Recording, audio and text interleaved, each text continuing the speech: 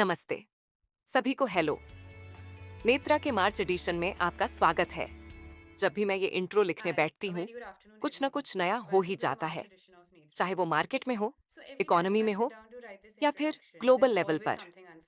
ये सब हमें सोचने पर मजबूर कर देता है कि आगे क्या होने वाला है।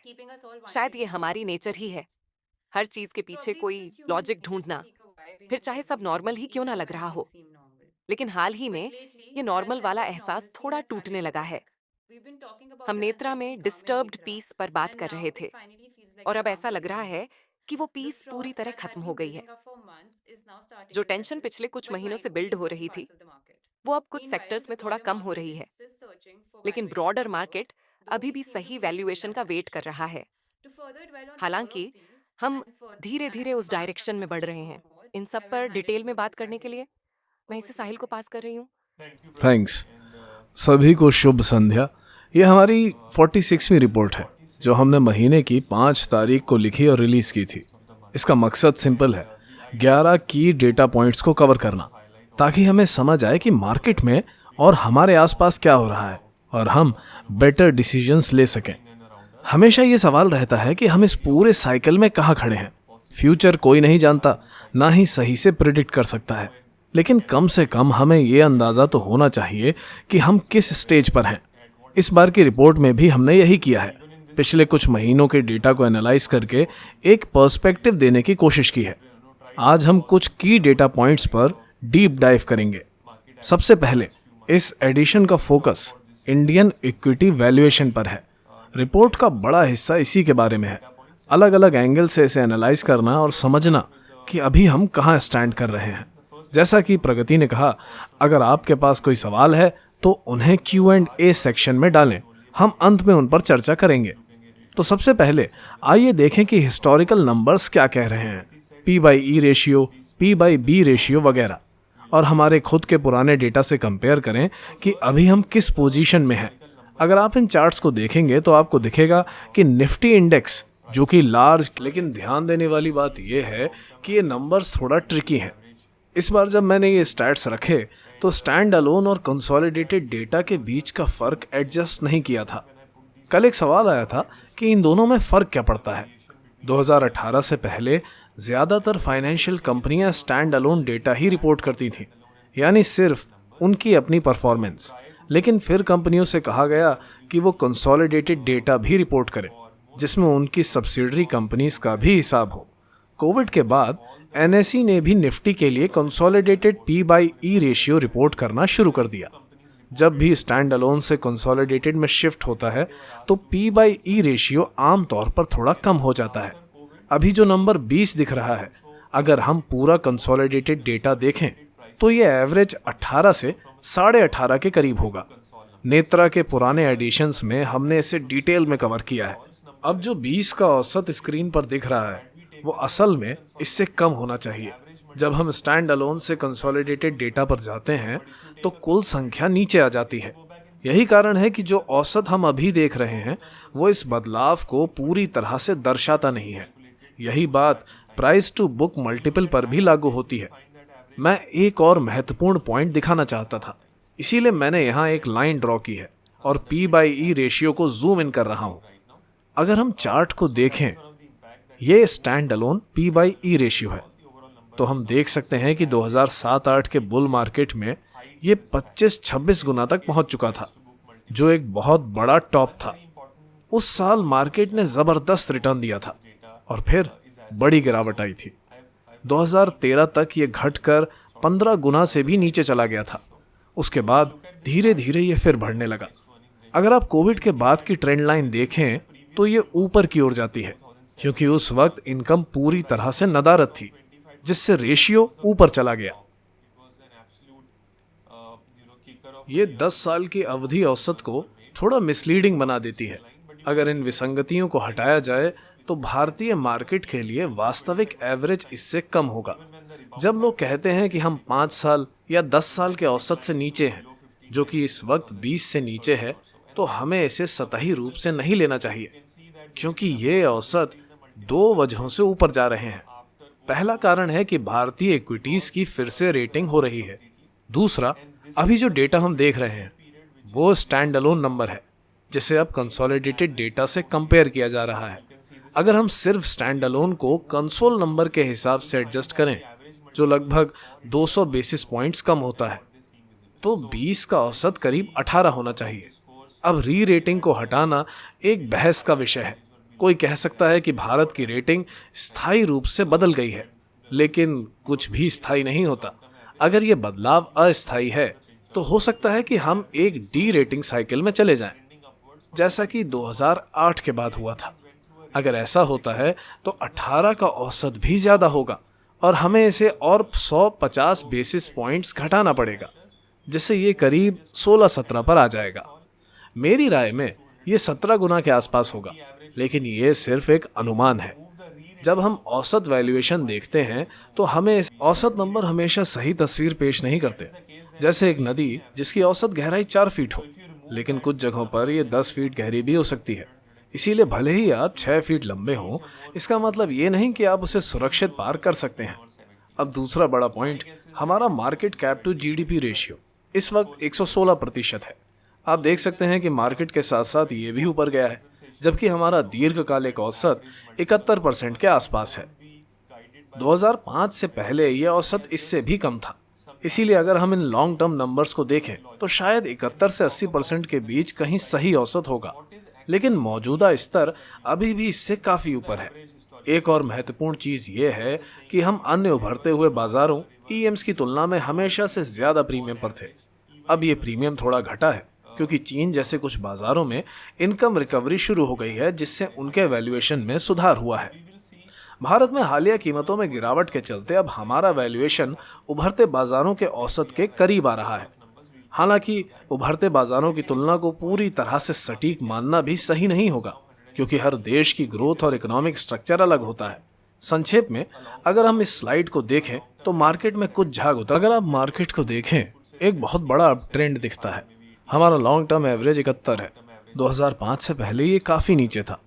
अभी भी हम उस एवरेज से काफी दूर हैं, शायद 71 से 75 या मैक्सिमम 80% के आसपास कह सकते हैं। एक और इम्पॉर्टेंट पॉइंट ये है कि हम दूसरे उभरते हुए बाजारों इमर्जिंग मार्केट्स की तुलना में पहले काफी प्रीमियम पर थे, लेकिन अब वो कम हो गया है। ऐसा क्यों? क्योंकि चीन और कुछ मार्केट्स में ग्रोथ वापस आ रही है, उनके वैल्यूएशन बेहतर हो रहे हैं और उनकी इक्विटी मार्केट में उछाल आया है। उधर इंडिया में हाल की मार्केट करेक्शन या प्राइस ड्रॉप की वजह से हमारा वैल्यूएशन अब इमर्जिंग मार्केट्स के लॉन्ग टर्म एवरेज पर आ चुका है। हालांकि उभरते बाजारों को एक ही ग्रुप में रखना पूरी तरह लॉजिकल नहीं है। फिर भी अगर हम पैसिव फ्लो को देखें तो शायद यही वो नंबर है जिसे पैसिव फंड्स देखते हैं। कह सकते हैं कि झाग का एक बड़ा हिस्सा लार्ज कैप स्पेस से निकल चुका है, जैसा कि आप निफ्टी में देख सकते हैं। लेकिन फिर भी हम अभी तक लॉन्ग टर्म एवरेज मल्टीपल्स तक नहीं पहुंचे हैं। शायद वहां तक जाएं और अगली स्लाइड्स में हम इस पर बात करेंगे। अब दूसरी स्लाइड खास तौर पर स्मॉल और मिड कैप स्टॉक्स के लिए है। ये उनके पिछले 12 महीनों के एवरेज P/E रेशियो को दर्शाता है। अगर पुराना डेटा देखें, 2007 में एवरेज मल्टीपल 20x था। 2017 में जब बुल मार्केट था तब ये 29x हो गया था। इस बुल मार्केट में ये 46x तक चला गया। अब कुछ लोग ये कह सकते हैं कि एवरेज ऊपर जा रहा है, कुछ बोलेंगे ये किसी x नंबर तक पहुंचेगा, लेकिन सच्चाई यह है कि हर स्मॉल और मिड कैप बियर मार्केट में यह एवरेज वापस नीचे आता है। इस बियर मार्केट में तो ये पूरा क्रैश कर गया था। एवरेज सिर्फ 5x तक गिर गया, जो छोटी कंपनियों के लिए बहुत बड़ा झटका था। उसके बाद ये कई सालों तक 10 से 15x के बीच बना रहा। अब ये डेटा क्या कहता है और आगे क्या क्या होने वाला है, यही हम आगे की स्लाइड्स में देखने वाले हैं। फिर हमारे पास एक और पूरा मार्केट साइकिल था। पहले 29x तक गया, फिर 15x पर आ गया। जब हमने 2022 में छोटा करेक्शन देखा था और 2023 के मार्च में रैली शुरू हुई थी, तब P/E मल्टीपल 28x था। अब अगर 2023 में सबसे निचले पॉइंट पर देखें तो स्मॉल कैप और मिड कैप इंडेक्स 21x पर ट्रेड कर रहे थे, जबकि उस समय का एवरेज मल्टीपल 26x था। अभी ये दोनों इंडेक्स लगभग 28 to 30x पर हैं, यानी उस लो पॉइंट से ऊपर आ चुके हैं। लेकिन अभी का मल्टीपल 33x पर है, जो फिर भी ऊपर ही है। अब सवाल यह है कि हम औसत 26x तक वापस आएंगे या 2023 के लो 21x के आसपास रुकेंगे। ये कहना मुश्किल है। अगर आप पुराने डेटा देखें, हर बुल मार्केट के बाद जब बियर मार्केट आता है तो वैल्यूएशन ज्यादातर एवरेज पर लौटते हैं। तो क्या हम 19 से 20x तक गिरेंगे?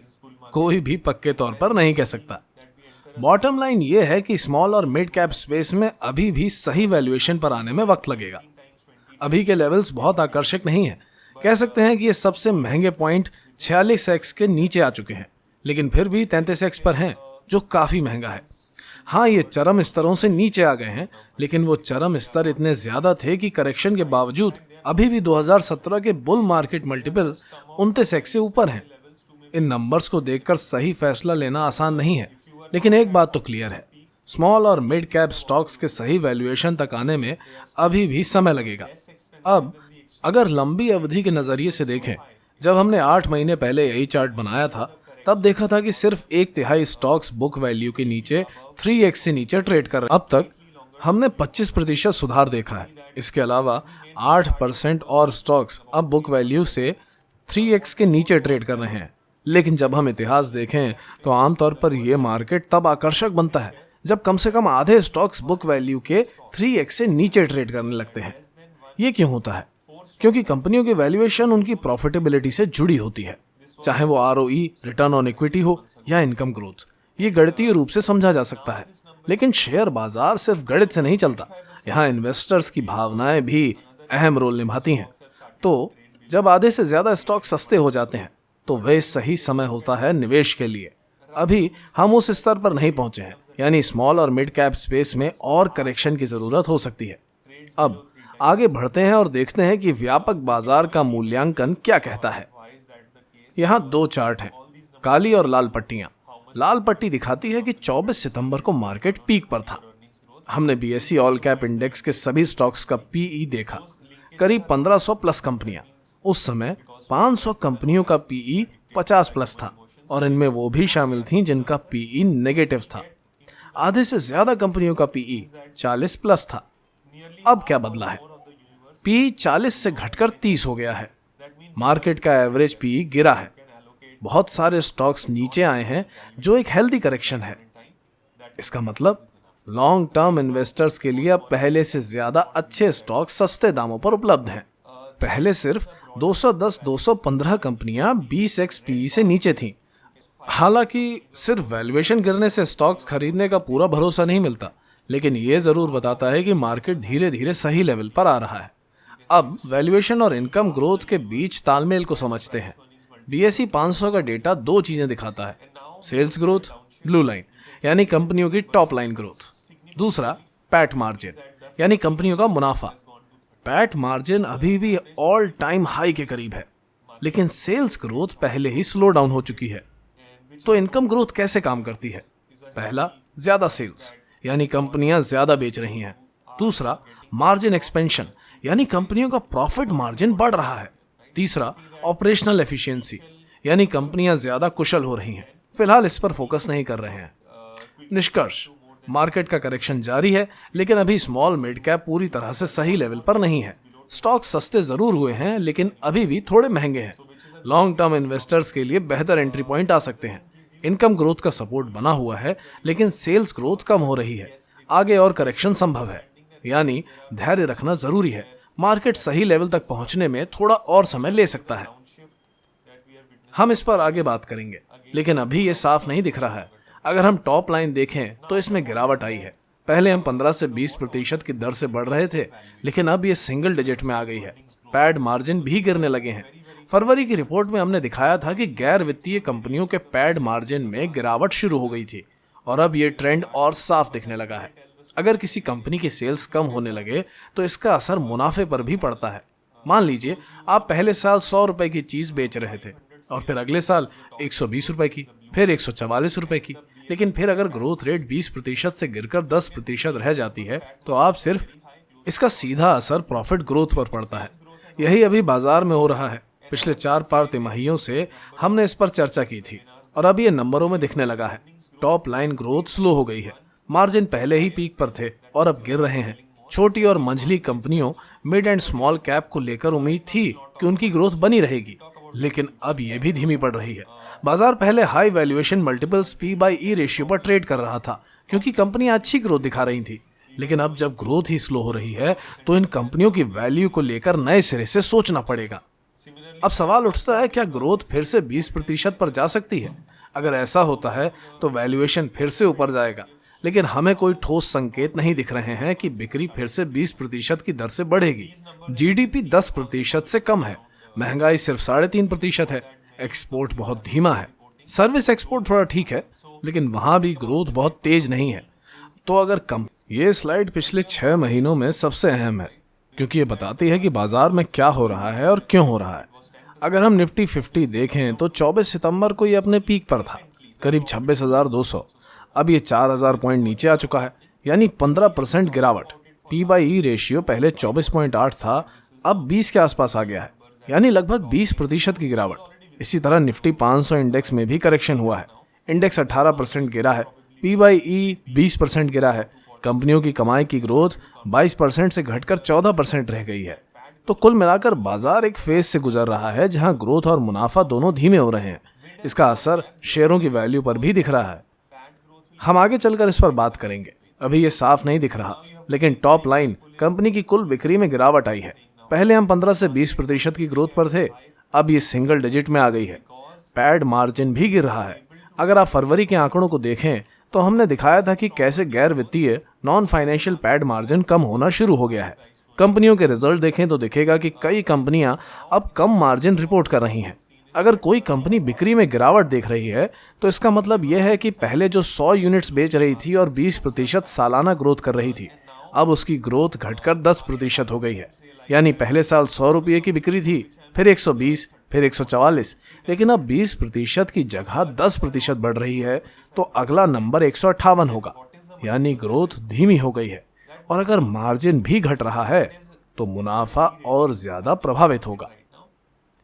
इसका सीधा मतलब यह है कि धीरे धीरे प्रॉफिट ग्रोथ भी कम होगी। हम पिछले 4-5 तिमाहियों से इस पर बात कर रहे थे।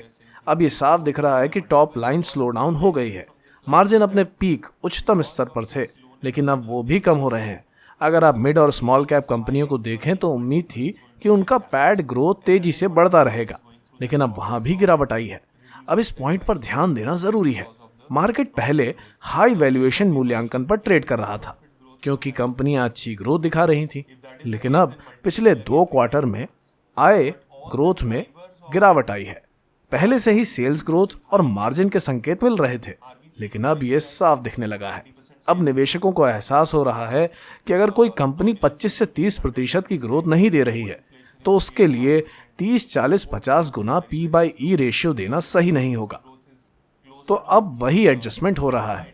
मार्केट को समझ आ गया है कि जब ग्रोथ कम हो रही है तो ज्यादा हाई वैल्यूएशन को बनाए रखना मुश्किल होगा। अब बड़ा सवाल यह है, क्या ये ग्रोथ फिर से 20% पर जा सकती है? अगर ऐसा होता है तो फिर से वैल्यूएशन ऊपर जाएगा, लेकिन इसकी संभावनाएं कम लग रही हैं। जीडीपी 10% से नीचे है, महंगाई सिर्फ 3.5% है। ये समझना जरूरी है कि अभी मार्केट में जो हो रहा है वो लॉजिक क्या है। निफ्टी 500 और निफ्टी 50 इंडेक्स देखें। निफ्टी 50 पर ध्यान दें। 24 सितंबर को ये 26,200 के आसपास था, अब 4,000 पॉइंट्स गिरकर 15% डाउन है। P/E रेशियो 24.8 से गिरकर 20 के पास आ गया, यानी करीब 20% की गिरावट।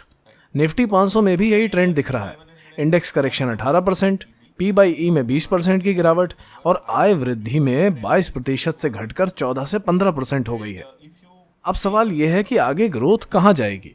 मेरा अंदाजा है कि निफ्टी 500 की ग्रोथ 10 से 12% तक जा सकती है और निफ्टी की ग्रोथ 10 से 12% या उससे भी कम रह सकती है। अगर ऐसा होता है और ROE रिटर्न ऑन इक्विटी 17% के आसपास रहेगा तो मार्केट को किस वैल्यू पर ट्रेड करना चाहिए? गणित के हिसाब से देखें तो ज्यादातर इंडेक्स 17 से 17.5 गुना की ग्रोथ रेट पर रहेगा, तो हम एक औसत स्तर पर आ जाएंगे जहां वैल्यूएशन ज्यादा लॉजिक वाला होगा। निफ्टी 22,000 के पास पहुंच चुका था और इस साल Nifty EPS earning per share शायद 1150 तक जाएगा।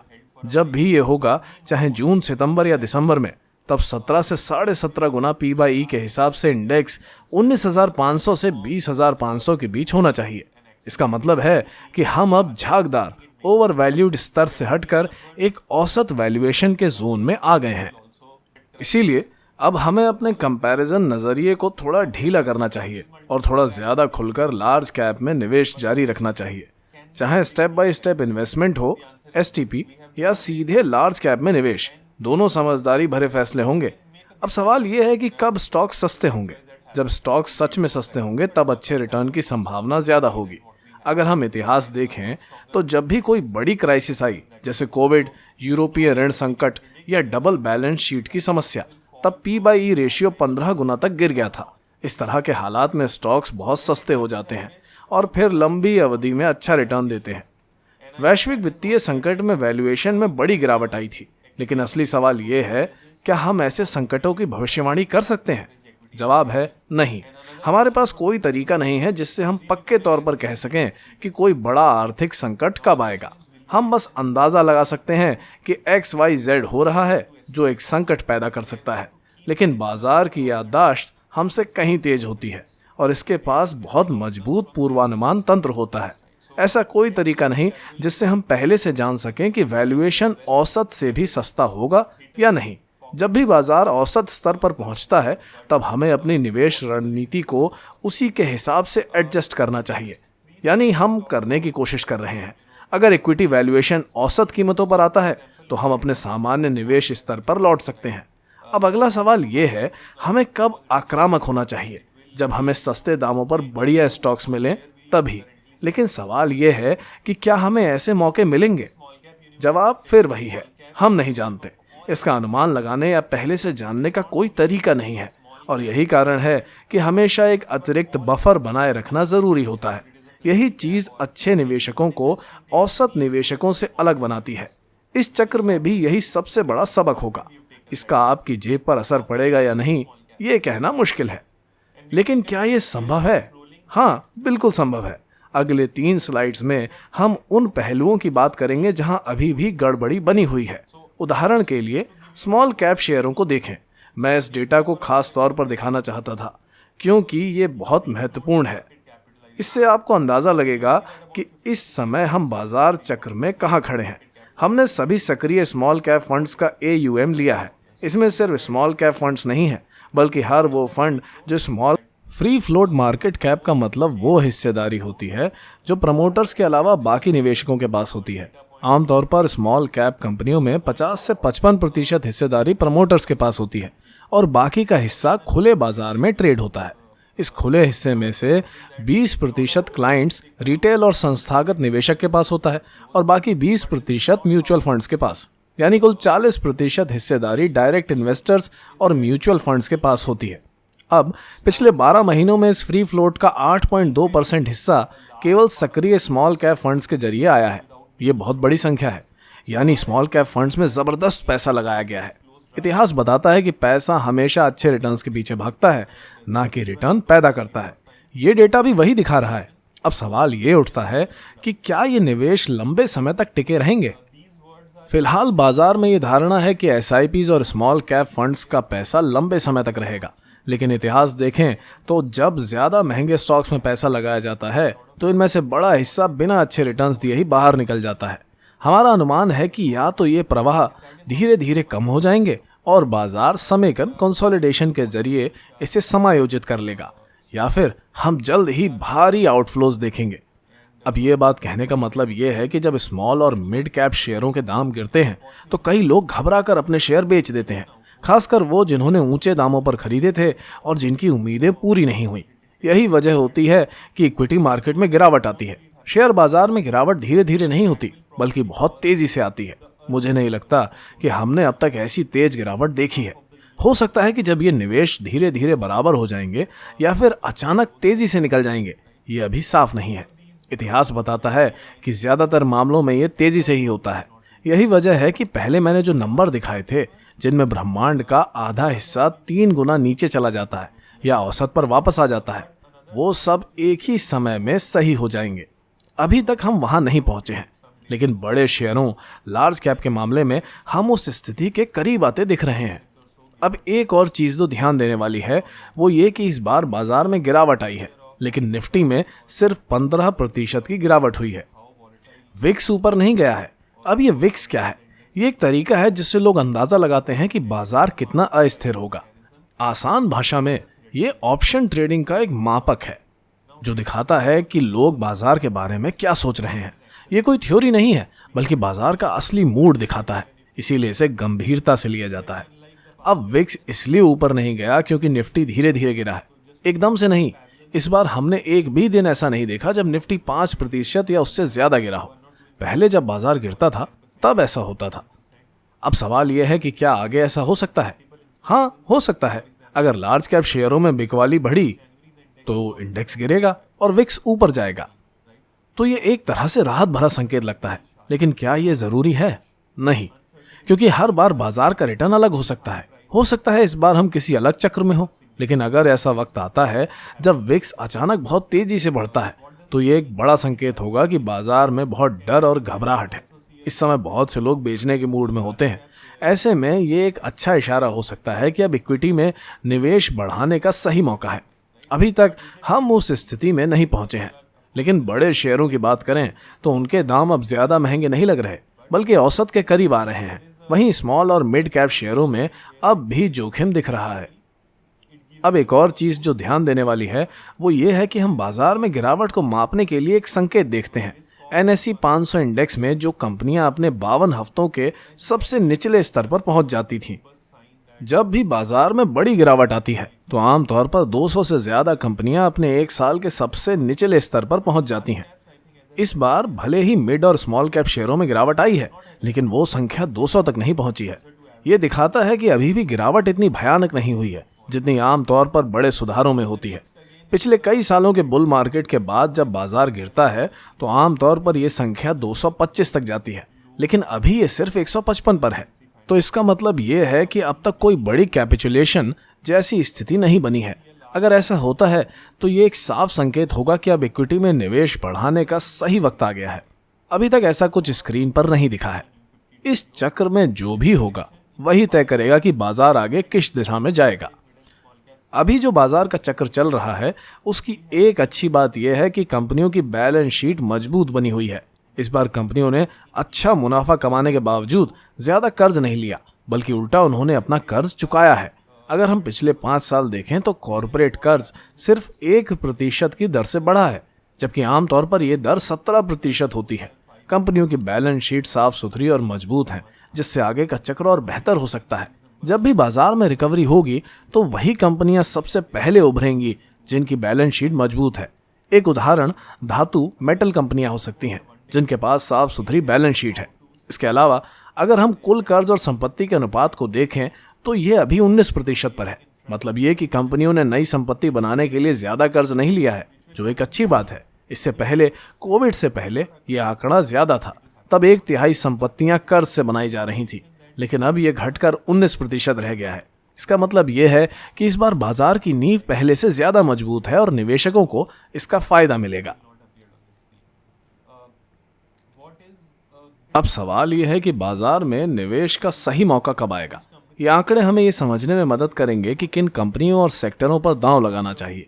जब बाजार में गिरावट चल रही हो तो पहले से इन चीजों की तैयारी जरूरी होती है। दूसरी अहम चीज यह है कि आरबीआई लिक्विडिटी यानी नकदी बढ़ाने के लिए कोई कदम उठा रहा है। अभी तक बैंकिंग सिस्टम में जो नकदी की कमी है उसे पूरी तरह से दूर नहीं किया जा सका है, लेकिन धीरे धीरे उन उपायों का असर दिखेगा। इतिहास बताता है कि आरबीआई बॉन्ड मार्केट के छोटे हिस्से शॉर्ट टर्म मार्केट को कंट्रोल करने में हमेशा सक्षम रहा है। भले ही वो लॉन्ग टर्म मार्केट को सीधा कंट्रोल ना करता हो, लेकिन शॉर्ट टर्म लिक्विडिटी पर उसका पूरा कंट्रोल रहता है। जनवरी, फरवरी और मार्च में आमतौर पर लिक्विडिटी की समस्या देखने को मिलती है, क्योंकि ये मौसमी प्रभाव होते हैं। इस बार 2 बड़े फैक्टर एक साथ हो रहे हैं, जिससे स्थिति थोड़ी कठिन बन गई है। लेकिन हमारा मानना है कि जो कदम उठाए जा रहे हैं वो आगे जाकर फायदेमंद साबित होंगे और नकदी के स्तर को संतुलित करने में मदद करेंगे। मुझे लगता है कि हम इन नंबर्स पर तभी पहुंचेंगे जब हम मार्केट के पूरी तरह बाहर के वैल्यूएशंस को देखेंगे। इनमें से कुछ नंबर्स ये समझने में काफ़ी मदद करेंगे कि हमें किस कंपनी और सेक्टर पर दांव लगाना चाहिए, लेकिन हमें इन नंबर्स के बारे में पहले से पता होना चाहिए। जब करेक्शन करने से पहले ही चल रहा हो तो हमें रेडी रहना चाहिए। अगला स्टेप है आरबीआई के लिक्विडिटी बढ़ाने के एफर्ट्स। अभी तक वो इंटरबैंक लिक्विडिटी शॉर्टेज को पूरी तरह खत्म नहीं कर पाए हैं, लेकिन ये स्टेप्स यूजफुल हैं और इवेंचुअली काम करेंगे। हमने देखा है कि हिस्टोरिकली आरबीआई हमेशा बॉन्ड मार्केट के शॉर्ट एंड को संभालता है, शायद लॉन्ग एंड को नहीं, लेकिन शॉर्ट एंड को कंट्रोल करने के लिए उनके पास सारे टूल्स और स्ट्रैटेजीज हैं। स्ट्रक्चरली जनवरी फरवरी मार्च में लिक्विडिटी इश्यूज आना नॉर्मल है, ये सीजनैलिटी की वजह से होते हैं। लेकिन इस बार दो चीज़ें एक साथ हो रही हैं जिससे मार्केट नेविगेट करना थोड़ा मुश्किल हो गया है। फिर भी हमारा मानना है कि ये मेजर्स फ्यूचर में लिक्विडिटी को बैलेंस करने के लिए सही फाउंडेशन तैयार करेंगे। बहुत सारे OMO अनाउंसमेंट्स हो रहे हैं जो शायद रियल गेम चेंजर साबित हो सकते हैं। ये लिक्विडिटी क्राइसिस को खत्म करने में मदद करेंगे। अभी भी बैंकिंग सिस्टम में लिक्विडिटी की कमी बनी हुई है, लेकिन हमें लगता है कि अप्रैल के मिड या एंड तक ये सिचुएशन काफ़ी बेहतर हो जाएगी। क्या इससे इक्विटी प्राइसेस सीधे सीधे ऊपर चली जाएंगे? शायद नहीं, लेकिन ओवरऑल मार्केट एनवायरनमेंट के लिए ये डेफिनेटली एक पॉजिटिव सिनेरियो होगा, खासकर बोरोइंग और लेंडिंग के पर्सपेक्टिव से। इन्वेस्टर्स को क्या करना चाहिए? हमें लगता है कि अब कंजर्वेटिव से थोड़ा एग्रेसिव होने का सही टाइम है, खासकर लार्ज कैप स्टॉक्स में। एग्रेसिव होने का परफेक्ट टाइम अभी नहीं आया, लेकिन सिग्नल्स मिल रहे हैं, तो इक्विटी एक्सपोजर थोड़ा बढ़ाना चाहिए। कैसे? हाइब्रिड फंड से। BAF बैलेंस्ड एडवांटेज फंड या मल्टी एसेट एलोकेशन स्ट्रैटेजी वाले फंड्स ऑटोमेटिकली इक्विटी एक्सपोजर बढ़ा देंगे जब वैल्यूएशंस कम होंगे। और क्योंकि ये एक्टिवली मैनेज्ड होते हैं, ये सही सेक्टर्स और स्टॉक्स में एलोकेशन बढ़ाने की कोशिश करेंगे, तो ये ऑटोमेटिकली आपके इक्विटी एक्सपोजर को बढ़ा देता है। और मुझे लगता है कि ये करने का सबसे अच्छा तरीका है। दूसरा तरीका है अपनी SIP बढ़ाना, खासकर लार्ज कैप स्पेस में। अभी इसका सही टाइम है। अगर आप अपनी SIP अमाउंट बढ़ाना चाहते हैं तो this is a good time. फिर से स्टैगर्ड बाइंग और इक्विटी एलोकेशन में लार्ज कैप पर फोकस करें। BFSI खासकर प्राइवेट बैंक्स ने एक स्ट्रॉन्ग सपोर्ट जोन को टच किया है, जहां वैल्यूएशन सिर्फ एवरेज नहीं बल्कि अट्रैक्टिव लग रही है। अगर आपको किसी एक सेक्टर को हाईलाइट करना हो जहां वैल्यूएशन बेस्ट है, तो वो प्राइवेट बैंकिंग सेक्टर होगा। हाँ, अगर मार्केट 10 से 15% नीचे जाता है तो इस सेक्टर को भी हिट लगेगा, लेकिन इसकी रिकवरी की कैपेसिटी स्ट्रांग रहेगी। इसीलिए ये सेक्टर ग्रोथ के लिए अच्छा ऑप्शन हो सकता है। लेकिन अभी मिड कैप और स्मॉल कैप में बहुत अग्रेसिव ना बने, उसका भी टाइम आएगा। अगर आप उस स्पेस में जाना चाहते हैं तो सिस्टमेटिक ट्रांसफर प्लान या SIP रूट से धीरे धीरे एक्सपोजर लें, क्योंकि अभी भी मार्केट में थोड़ी वोलेटिलिटी बनी हुई है। दूसरा पॉइंट है एसेट मिक्स। पहले भी हमने कहा था कि सिंगल एसेट क्लासेस जैसे सिर्फ ग्लोबल स्टॉक्स, सिर्फ गोल्ड, सिर्फ निफ्टी काफ़ी वॉलेटाइल होते हैं। लेकिन अगर आप मल्टीपल एसेट्स को कंबाइन करते हैं तो ओवरऑल वॉलेटिलिटी कम हो जाती है। जैसे कि आप देख सकते हैं डाइवर्सिफाइड पोर्टफोलियो जो ब्लू लाइन दिखा रहा है, बाकी इंडिविजुअल एसेट्स से ज़्यादा स्टेबल है। अगर आप लॉन्ग टर्म इन्वेस्टर हैं और वॉलेटिलिटी से परेशान होते हैं तो प्योर इक्विटी की बजाय मल्टी एसेट एलोकेशन या हाइब्रिड फंड्स पर फोकस करें। हम बुल मार्केट में भी यही बात कर रहे थे और बियर मार्केट में भी यही अप्लाई होता है। किसी भी मार्केट कंडीशन में डाइवर्सिफिकेशन सबसे सही स्ट्रैटेजी होती है। अब बात करते हैं गोल्ड की। पिछले 2 सालों से हमारा गोल्ड पर पॉजिटिव आउटलुक रहा है और ये काफ़ी सही साबित हुआ। हमने डेटा में भी दिखाया है कि पिछले 25 सालों में गोल्ड ने इंडिया को छोड़कर बाकी इमर्जिंग मार्केट्स और डेवलप्ड मार्केट्स से बेटर परफॉर्म किया है। लेकिन इसका मतलब ये नहीं कि गोल्ड हमेशा अच्छा रहेगा। मार्केट डायनेमिक्स हमेशा बदलते रहते हैं, इसीलिए एक बैलेंस्ड अप्रोच रखना बेस्ट स्ट्रैटेजी रहेगी। हम बस यहाँ ये दिखाना चाहते थे कि गोल्ड भी साइक्लिकल होता है। कोई भी सेफ एसेट, चाहे वो गोल्ड, स्टॉक्स, बॉन्ड्स या कुछ और हो, हमेशा एक साइकिल में चलते हैं। इसका मतलब है कि कुछ समय ऐसा ज़रूर रहेगा जब ये एसेट्स अंडर परफॉर्म करेंगे। ये जो 10 ईयर रोलिंग रिटर्न चार्ट है, इससे साफ दिखता है कि गोल्ड ने 15 साल तक लगभग कुछ नहीं दिया। फिर 1999 में लो पर जाने के बाद 2011 तक इसमें ज़बरदस्त तेजी आई और इसका 10 ईयर CAGR काफ़ी बढ़ गया। अभी हम उस साइकिल के मिड पॉइंट पर हैं।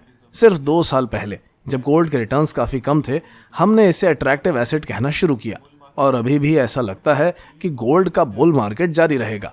अब बात करते हैं गोल्ड माइनर्स की। हमने पहले भी कहा था कि गोल्ड की high prices eventually gold mining companies के प्रॉफिट एंड लॉस स्टेटमेंट्स में दिखेंगी और अब हमें वो नंबर्स देखने को मिल रहे हैं। अब उनके सेल्स बढ़ रहे हैं, EBITDA हाई हो रहा है, ग्रॉस मार्जिन और EBITDA मार्जिन इंप्रूव हो रहा है, जो कि माइनर्स के लिए पॉजिटिव साइन है। इसके अलावा गोल्ड माइनिंग स्टॉक्स अभी भी चीप हैं, इसीलिए ये सेक्टर इन्वेस्टर्स के लिए अच्छा ऑप्शन हो सकता है।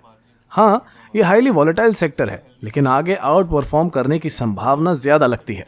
अब सिल्वर की बात करें तो इसका परफॉर्मेंस उतना अच्छा नहीं रहा। हमने सोचा था ये गोल्ड से बेटर परफॉर्म करेगी, लेकिन पास्ट 3 से 6 महीने में इसमें कोई बड़ा मूव नहीं आया। सिल्वर की प्राइस $29 से $32 के बीच अटकी हुई है। कभी कभी ये $35 तक चली जाती है, लेकिन फिर वापस आ जाती है। अगर प्राइस ड्राइवर्स देखें, demand supply gap, gold silver ratio, short term supply chain issues, तो सब कुछ यही सिग्नल दे रहा है कि सिल्वर की डिमांड सप्लाई स्ट्रक्चर में बड़ा शिफ्ट आ रहा है और आगे इसमें ग्रोथ की अच्छी संभावना है। लेकिन याद रखें, सिल्वर गोल्ड से ज़्यादा वॉलेटाइल एसेट है, इसीलिए गोल्ड के मुकाबले सिल्वर का एलोकेशन कम रखना बेहतर रहेगा। लेकिन सिल्वर को पोर्टफोलियो के मिक्स में रखना चाहिए। इसमें एक बड़ा अप मूव आ सकता है और हम इसे क्लोजली ट्रैक करेंगे कि यह आगे कैसे परफॉर्म करता है। अब आखिरी और सबसे इंपॉर्टेंट बात, अगर आपको अपने बेस्ट इन्वेस्टमेंट्स चाहिए तो 3 चीज़ें ज़रूरी हैं। पहली, लो वैल्यूएशन, मतलब जो चीज़ आप खरीद रहे हैं वो सस्ती होनी चाहिए। दूसरी, इन्वेस्टेबल कैपिटल, जब वैल्यूएशंस लो हों तो आपके पास पैसा होना चाहिए। अगर आप हमेशा पूरा पैसा इन्वेस्ट किए बैठे हैं तो फिर आपके पास एक ही ऑप्शन बचता है, खराब स्टॉक्स बेचकर अच्छे स्टॉक्स खरीदना या महंगे सिक्योरिटीज बेचकर सस्ते सिक्योरिटीज लेना। इसे ही पोर्टफोलियो रीबैलेंस कहते हैं। तीसरा, करेज, सबसे इंपॉर्टेंट फैक्टर। अगर आपके पास लो वैल्यूएशन पर कैश इन्वेस्ट करने का हौसला नहीं है तो आप मौके गवा देंगे। ये रेयर कॉम्बिनेशन होता है, लेकिन अगर मिल जाए तो ये मार्केट बीटिंग रिटर्न्स दे सकता है। इसके अलावा जो चीज़ मिस नहीं होनी चाहिए वो है क्वालिटी। जो कंपनियां आप खरीद रहे हैं, अगर उनकी क्वालिटी खराब है तो कुछ भी काम नहीं करेगा। तो बस यही सब कॉन्सेप्ट्स थे जो हमने आज डिस्कस किए। उम्मीद है कि इससे आपका एक क्लियर पर्सपेक्टिव मिला होगा। म्यूचुअल फंड निवेश बाजार जोखिमों के अधीन है। योजना से संबंधित सभी दस्तावेजों को ध्यान से पढ़ें।